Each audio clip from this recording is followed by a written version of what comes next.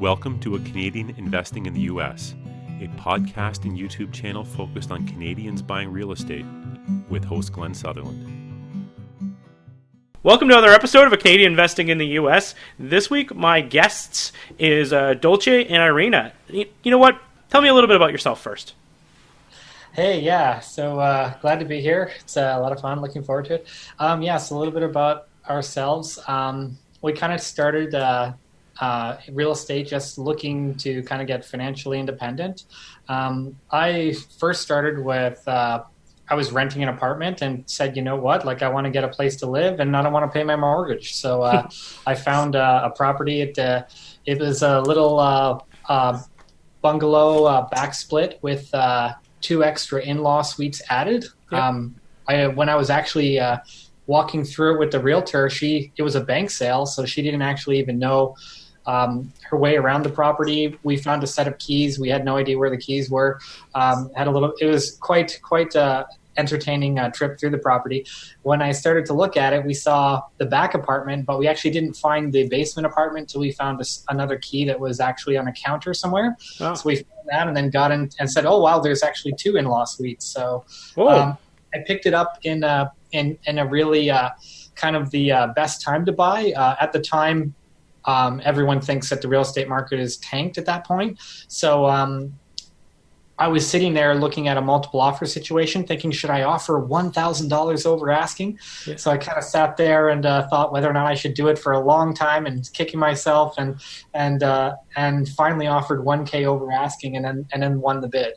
And obviously 5-10 years later, you look at it and you're like, wow, what a great deal. I don't even know why I thought twice about offering like a measly $1,000 over asking, right? Yeah. So where was this? This is in Canada or in the U.S.? Yeah, this is in Canada, Yep. So this is in Waterloo. Yeah. Got started there. Then I bought a multifamily here and then stuff there. I actually got started investing overseas by picking up an Airbnb that I'm doing in Boston that I re-rent.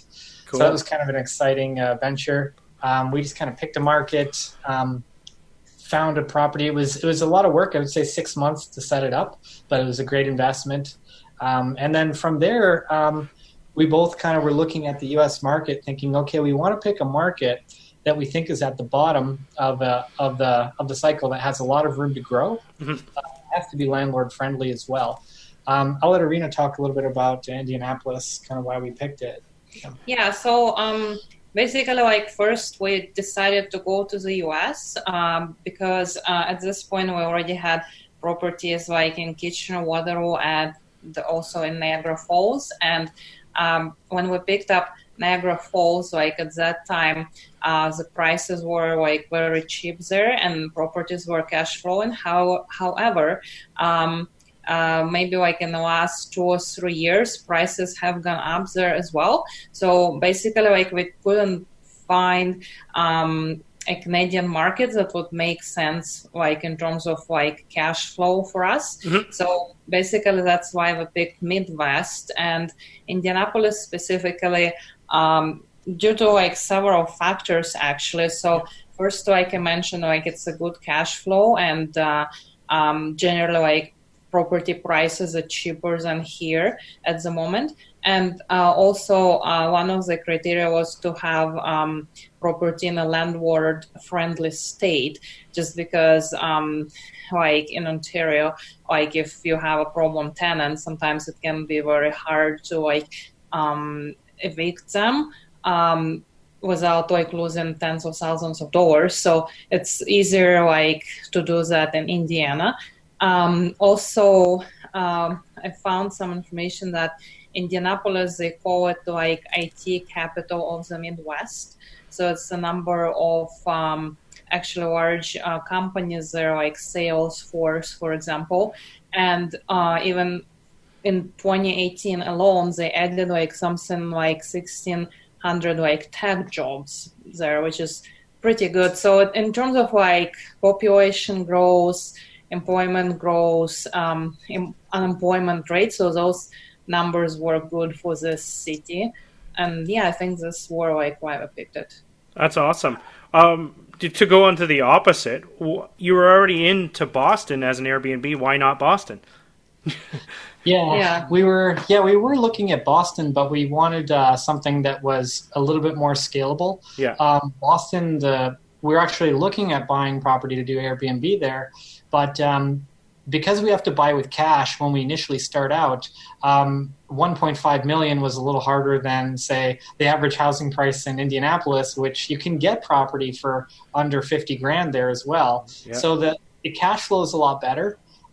Even though with Airbnb you can kind of exploit that a little bit to get better numbers, but you're not going to get the 1% rule or 2% rule properties in Boston, right? But you will find them in Indianapolis. So that's why we picked that place, and it's we really like the landlord friendly stuff. I mean, with our portfolio here in Ontario, we've experienced like the whole level of the landlord and tenant board. So I mean, I think I now know that act inside and out. So, but it's a learning experience, and I wouldn't trade that because I definitely learned a lot, and it helps me now that I have property managers managing everything for me. It helps me now know what to expect. I can even advise them on how I'd like them to proceed on things. So it's a great learning experience here, but definitely the U.S. market is a much better market for evictions and that side of the game. I also kind of like earning U.S. dollars since our dollar is often very weak, especially when we travel. So that was another big reason for selecting Indianapolis. Yeah, that's awesome. I'm guessing you guys have been lucky enough to not have to do an eviction yet?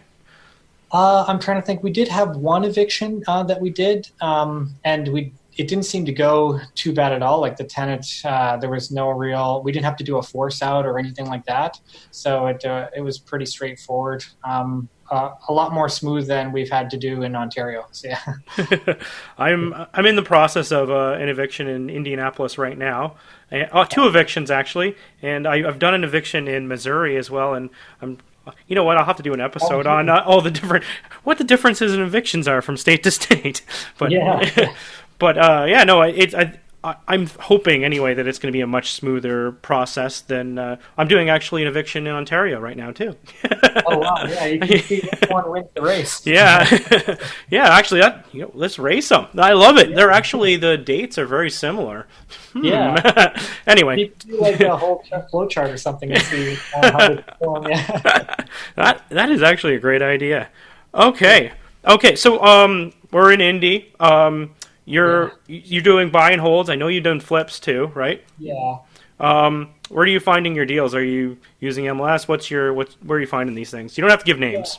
Yeah, exactly. I'm a realtor here. I just started here, but even when I started investing around 10 years ago, I've been finding my own deals. So I came from an IT background, so I'm used to crunching numbers. I'm used to using MLS, using the public sites, Zillow, and all the big sites. Down Redfin, we don't like them because they're not realtor friendly. But no, so yeah, they use the public sites a lot to find my own deals. I do look through wholesalers as well, but I mean, wholesalers they're a dime a dozen now, especially in states like Indiana, where you have a lot of investors that are flocking there, and you find the products that the wholesalers are offering. It's quite a rainbow of results. And if you just pick up the average wholesalers or the ones that are easy to find, you're probably going to find a lot of bad deals. There's some of them, I won't name names, but you'll see houses that are still on fire. It's like, fire sale, look at this thing. It hasn't finished burning down yet. So I mean, like, you have to be careful with wholesalers, but you can find some great deals through them. You still have to know what you're doing because I've gotten on a lot of different wholesalers lists, and what blows my mind sometimes is all of a sudden this one house, I'll get an email from like 5 different people selling the same house, and I'm like, who's actually wholesaling? You're like no one's actually like done the work of like, you know, closing this. Or I found on my one property there was 2 wholesaler cuts in the HUD documents, and it had been double wholesaled. And so it was very small cuts they were taking, but like it was still you got to be careful because some people they're just wanting to they're not actually doing wholesaling, they're just remarketing properties. Yeah. I mean, like, there's lots of crazy stuff going out there. I mean, Indianapolis, you do have to do your homework. You have to learn your neighborhoods. We were buying remotely, so we put a lot of time and effort into looking at different neighborhoods, picking out neighborhoods, doing Google Street View, looking at crime maps, trying to see if we can find out the path of progress, where stuff was being built, reading articles. So doing a lot of homework. Indianapolis, we like a lot of the neighborhoods that we're beginning to gentrify, like Fountain Square is pretty much completely popped now. But if you got in there early, it was a great time to get in. Bates Hendrix was looking really good. I mean, you have some neighborhoods that are slowly getting redeveloped and pushed up a little more. Windsor Park as well. Yeah, Windsor Park, Fall Creek. So there's a lot of like areas where you can get where you could get a lot of good value. A lot of signs we were seeing that, like when we started investing there, is you would see that lots would start to get bought up. You'd start to see some new builds on empty lots. So in a city that used to be really depressed and where homes had burned down, or either there's insurance fraud or whatever happened, and you have empty lots everywhere, when those start to get bought up, you start to see people picking those up and building. I mean, it's a good sign to see. You get a lot of gentrification and younger crowd moving back to wanting to be closer to the downtown of the city. Yeah, I've noticed that too. Whenever you look at the maps of the appreciation maps, and actually we got a map right there. Can I do it in my hand? Oh, this way. It's all backwards. But like it's all backwards. It's almost impossible to do. Like right in there, like all through the middle core, the appreciation's all hit. And then you talk to the more expensive sort of investors who are looking at the $200,000. $300,000 condos. They're all right in the downtown. It's all been brought back up, and it's I don't know. It's a lot. That's where a lot of the action is. But there's still all kinds of pockets around and places that are on the way up, right? And it's a city that's improving, and they should see appreciation. Even though I don't put that in my numbers, but you want to see that. You want to see that it's going up. Yeah, exactly. You want to kind of track it and look at it. I mean, like we think it's a good area to invest. With that, there's a lot of caveats, right? Like you really have to do your homework. I like to say when I talk about like my elevator pitch for Indianapolis, like if I meet people and they ask me what it's like, I like to give them a heads up too, right? Like I like to say like it's a great opportunity. There's lots of properties you can find that cash flow great, but there's going to be hurdles. You want to do your homework. Indianapolis has some of the fastest growing neighborhoods that I really liked, but they also have some war zones. Like there's some D-level neighborhoods where you don't want to buy property, where the murder rate is the highest in the U.S. So, I mean, you don't want to go too far east of the city and be in one of these really bad neighborhoods. There's some fringe neighborhoods there that some people will like to invest in, like Lawrence. I kind of want to stay away from that area. I want to just kind of invest in like what I think are a little bit better neighborhoods that are going to be maybe like C or B plus if I can. That's really what I'd prefer. But I mean, you can do your homework and chase 2%, but I'd prefer to stay closer to maybe the 1% rule if I can, and be a little safer. Yeah. Yep. A little more careful too, like with your flips, like when we did our flip there, you have a property that's going to be vacant for a while. Maybe it has your granite countertops in. Talking with my realtor team and my realtors, they always advise me, you know what, you should get like a security system. You can get little mobile ones for $200. Put the sign up in your yard, put that in. But my realtors have told me stories of properties that have been renovated, and as soon as the appliances go in, they'll smash and grab. And the criminals there, they're not like criminals in Canada. Like they're going to go in and they're going to do as much damage as they reasonably can to get your stuff out. Like they're going to take a $500 appliance and they're probably going to smash $5,000 worth of granite. And they'll smash everything on the way out just because they can, right? So that's kind of what you're dealing with there. So you got to kind of be careful with that, right? You want to deter them. The criminals, they do seem like they're kind of lazy. Like you put a sign up and you're probably going to be okay. But I mean, you can still get broken into if you don't have a little bit of security or people keeping an eye on it. Even if you're in a good neighborhood, they're watching for these new builds, right? Yeah. So then if you're putting in the security system, you'll have to set up internet too, like for this small period of time, wouldn't you, as well, like to run this? Or they have these little self-contained systems. Like, do you remember the name of the one we were using? I think the one that we put in, it was the simplisafe one that they advertised on Bigger Pockets all the time. Yeah. But that one, I believe it didn't require internet. It was kind of like It's just a little self-contained system. I haven't set it up myself. I had my guy set it up, but I mean, for the price I got, it seems pretty great. What kind of price range? Like $200, $300? What are we looking at? Yeah, it was about $200 US, and there is like a monthly fee, but it's like very cheap. It's like $20 or $30 a month. Yeah, so it's cheaper than getting something else and having to get internet. Then, yeah, exactly, and it's cheaper than getting like broken into.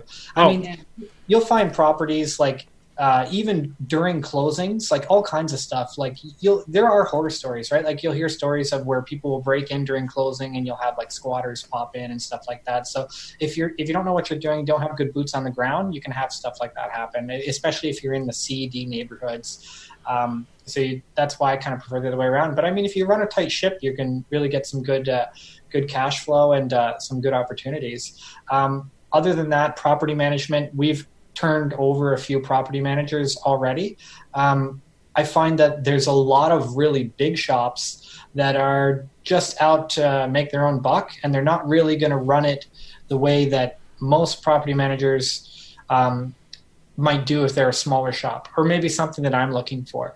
Like I'm looking for a property manager that's going to pop in when he needs to without charging me a fee every time he has to pop in, right? If he has to do something bigger, I don't mind paying him for his services, but I don't want to get, say, a $50 or $75 or $100 charge just because he showed up to the property, right? Also, I kind of want a guy who's trying to save me some money, a guy or girl is trying to save me some money.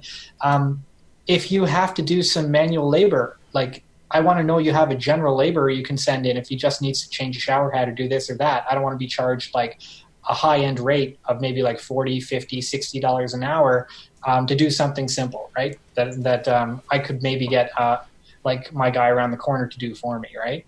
So there's stuff like that. You want to kind of keep costs low. So asking those types of questions, like what is your property manager going to do to try to save you money if something happens, right? Like if all of a sudden the toilet's clogged up, right? Like what's their first response? Are they going to call a plumber who is going to charge me $100 or $200 an hour to go fix that thing? Or can you send your general labor over, see if you can plunge it out, maybe use some product or something to clean that up, right? So it's all about what are they going to do to save me on my maintenance?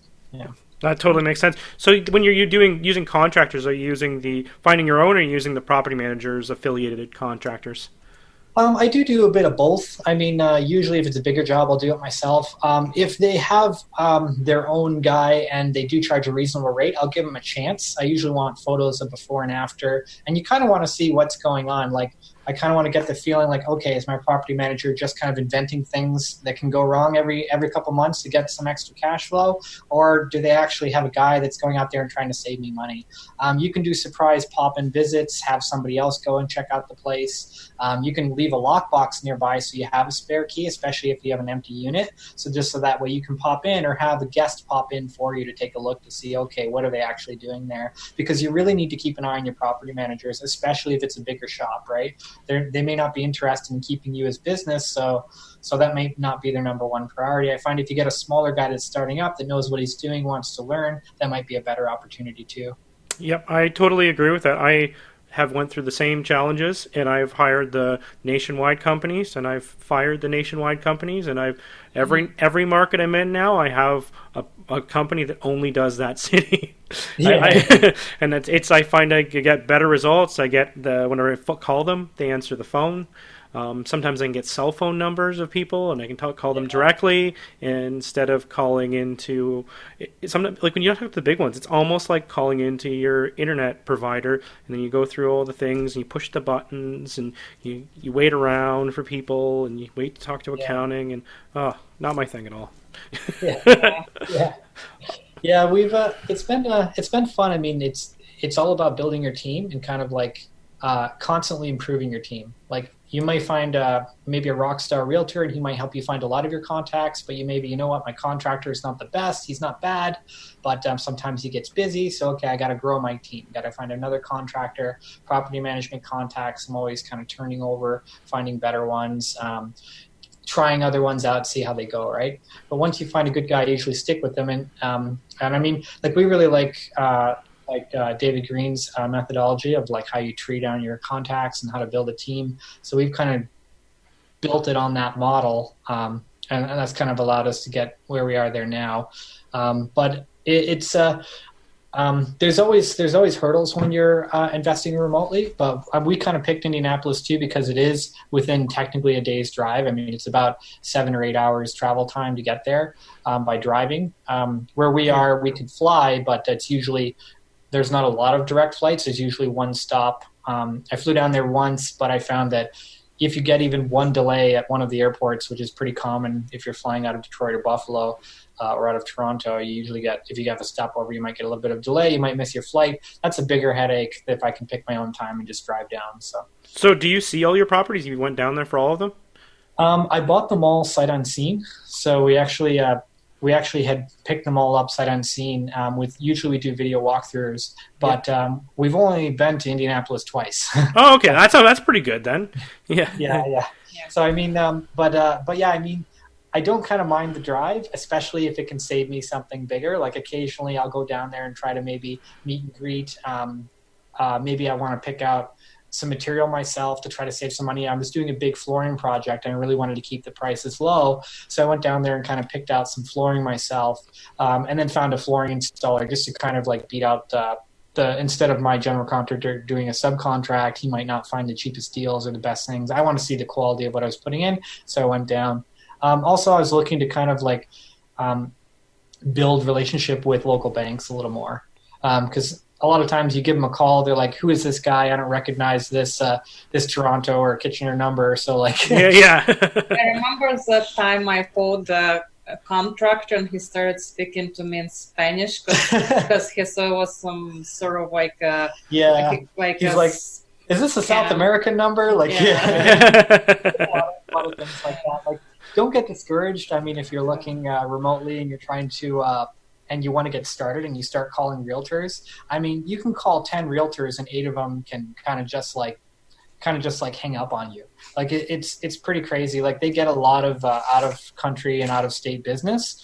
So a lot of them might be turned off by it. Yeah, I remember one of the realtors actually told us, "I'm not working with out of state investors."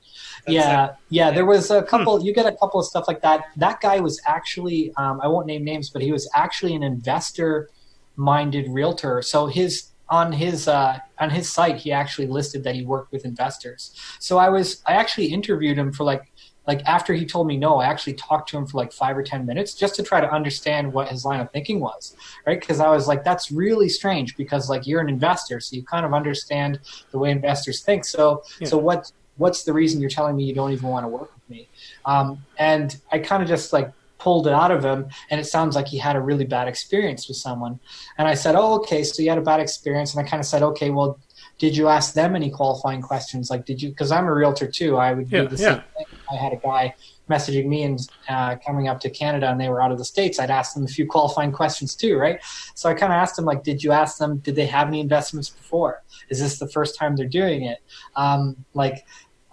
Do they have cash? Like, how are they funding their purchase? Do they plan on coming to see it, or are they going to plan on doing a video walkthrough? Are they comfortable with purchasing that way?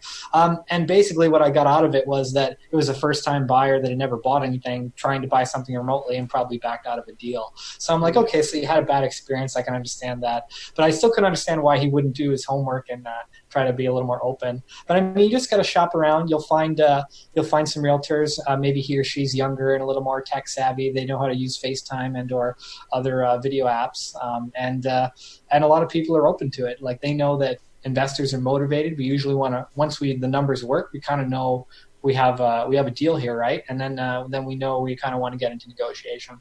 Yeah, so we tend to move quicker too. Yeah, exactly, right. So it can be a lucrative opportunity for the realtor as well. So that's awesome. What else do we need to know about Indy before we close this off? Yeah, I think that's pretty good. I mean, I can probably start by Indy and anything else, like because I mean, as Canadians, when we start to buy in the U.S., there's always a lot of questions, like, oh, like how do I buy it? Do I need to be like, I'm a U.S. citizen, but people always ask me, oh, so is that why you're investing in the U.S.? Well, I always tell them, you know what, my U.S. citizenship has yet to be of any benefit to me for buying in the U.S. I mean, like, you would think so. So if I go into a bank and I'm like, the first thing they ask me is, are you a U.S. citizen? And I'm like, yes. And then the second thing they ask me is, okay, what's your credit? And in my U.S., it's nothing because I I don't own property in the U.S. until I started buying there. Yeah. I hadn't worked there for more than 6 months, so I don't have a U.S. credit card. So I don't have any U.S. credit at all. So any traditional lending at all is basically going to just shut the door in your face for most of the time. I don't want to discourage people. I mean, go out there, talk to banks, see if you can get loans. But for me, I've talked to a bunch and had a lot of difficulty until I actually built up a portfolio. Now they start to talk to me a little more. And they still make you jump through hoops. So as a Canadian versus a U.S. citizen with no credit, it's probably similar difficulties. So don't feel discouraged if you're just a Canadian citizen. Just go out there, get started with what you can and build it up. Yeah, in retrospect, I think a good idea would be to have like a credit card there with a U.S. bank, and that actually helps build credit. But that's something that I learned about like after we already started purchasing properties. But I would just say if somebody like is looking to do it, I think like opening a credit card would be beneficial for building credit there. Mm-hmm. And if you like go in Google, you can find you can just type in credit cards for ITINs, and there's tons of results. You can find lots of banks that they always want to give out money. They're in the business of giving out money. Yeah, and when you start to talk to banks too, when you do want to refinance and you want to kind of get into that, expect it to just be a little more work than you initially expect. Like you're probably going to have to talk to a little more banks than you originally thought, right? Like whether it's two, just keep talking to more banks to try to refinance it. Keep looking for better rates. Keep shopping for better rates, because that's really where it's a grind, right? You've got to talk, even though somebody might recommend a great bank, you talk to them, the rates they give you may not be as good even after negotiation. Just talk to as many as you can. Don't undervalue the face-to-face time as well. So, I mean, if you can pop into Indy when you're ready to go look at your properties, try to line up as many banks as you can. Smaller credit unions are great too. I mean, they usually want to work a little harder for your business. But if you start to look around there, talk to your power team, talk to your realtors, see who they recommend, then you can start to work to get good refinancing going. It's been slow going for us to get better than hard money rates. So we now have a couple of local banks that have just started to talk to us, and we're in the process of refinancing our portfolio. We've just gotten the soft approvals now. So like knock on wood, that goes through, but it's just starting to finally turn around. So do these local banks have foreign national programs, or because I'm using different banks, but yeah. So they do have foreign. Well, some of them do. Or is it because you have a credit score, or you're not a credit score, but you have a social security number? Is that what helps? Or I would say it's most of the time it doesn't help, I would say, but occasionally it's kind of like maybe a little bit of a bonus to them. Yeah. But I find that to answer that question, they do have questions certain banks will have programs where they do work with foreign nationals and expect to jump through a lot of hoops, right? Yep. Like it's not going to be as easy as just refinancing something here in Canada. Maybe if you compare it to like when you're capping out on your Canadian mortgages, like when you get to 5, 6, or 7 mortgages here, you know how you have to jump through a lot of hoops. It's going to be like that. You're going to have to send them a lot of data, a lot of documentation.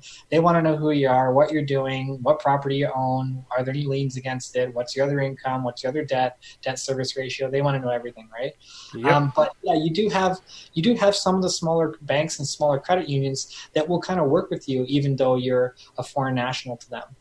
They're looking for repeat business. So, I mean, anything you can do to kind of show them that once you develop a relationship with them, you're going to be looking to buy more property there, right? So it's a win-win for them. You may want to open an account with them, put some money in that bank, especially if it's a smaller credit union. So anything you can do to kind of show them that you're there and kind of make yourself look good, like show them what your portfolio looks like. If you're doing other things back home in Canada, show them that you're doing that. If you have a large income from income properties back here, show them that. If you're doing any other investing that has a large amount of income, show them that. You want to make yourself look as good as possible, just so that way that they know that they have a player that's coming into the bank and not just a guy who bought 1 or 2 properties in Indy, right? So that's great. That's great advice. If people want to get a hold of you, what's the best way to do so? So you can email me at I am a realtor here, but I mean I love chatting real estate, even if it has nothing to do with my local business. So you can use my realtor email. It's dolce@royallepage.ca. And that's the best way to reach me. And Iryna? Yeah, for me, it's as well. It's my email, iryna.deodato@gmail.com. And also on Instagram, iryna.deodato. Awesome. Thank you so much for your time. This is great. I love talking real estate, and I love talking even more about markets I'm in. Yeah, exactly. Yeah, very exciting. We recently found out we're neighbors. Yeah. We went out for some drinks and found out, we actually bought just down the road from each other. Yeah, we'll have to do like a mock housewarming or something if we get to it. That's awesome. All right, thanks for your time so much. Thanks so much for your time. All right, yeah, it's been a pleasure, and look forward to speaking further, and look forward to chatting with anyone else that wants to talk real estate, Indy or Canadian.